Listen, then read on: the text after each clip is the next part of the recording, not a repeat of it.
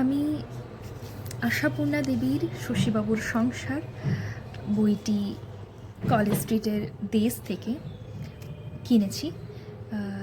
ইউটিউবের রিভিউ দেখেই কিনেছি এবং বাড়ি এসেছি এবং এই বাড়ির দুপুরে আমার মনে হলো যে একটু বই নিয়ে বসা যাক, এবং এই বইটি পড়তে গিয়ে আমি প্রথম পৃষ্ঠাতেই এক নিদারুণ বাস্তবতাটাকে খুঁজে পেয়েছি, যেটা আমার মনে হয়েছে যে তোমাদের কাছে পড়ে শোনালে অনেকেই রিলেট করতে পারবে।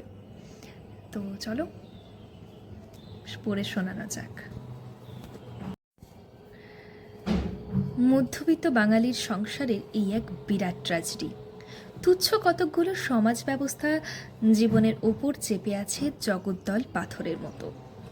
সে জীবন মুক্তির আকাঙ্ক্ষায় হাঁপিয়ে ওঠে, তবু সাহস নেই সেই পাথর সরাবার চেষ্টা করতে।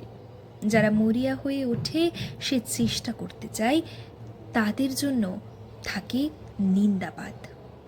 অথচ সহানুভূতির দৃষ্টি দিয়ে দেখলেই বোঝা যায় এই সংঘর্ষ না হয়েও উপায় নেই। সংসারের প্রত্যেকটি ব্যক্তির স্বার্থ আলাদা, দৃষ্টিভঙ্গি আলাদা। সেই আলাদাকে এক করবার যে মন্ত্র, সেই মন্ত্র মধ্যবিত্ত বঞ্চিত জীবনের মধ্যে পাবার আশা করাটাই ভুল। তাই অনেক সংসারের মতোই শশীবাবুর সংসারেও জটিলতার অন্ত নেই। তুচ্ছতার ঘূর্ণিপাকে পাক খেতে খেতে অগ্রসর হচ্ছে জীবন তরণী।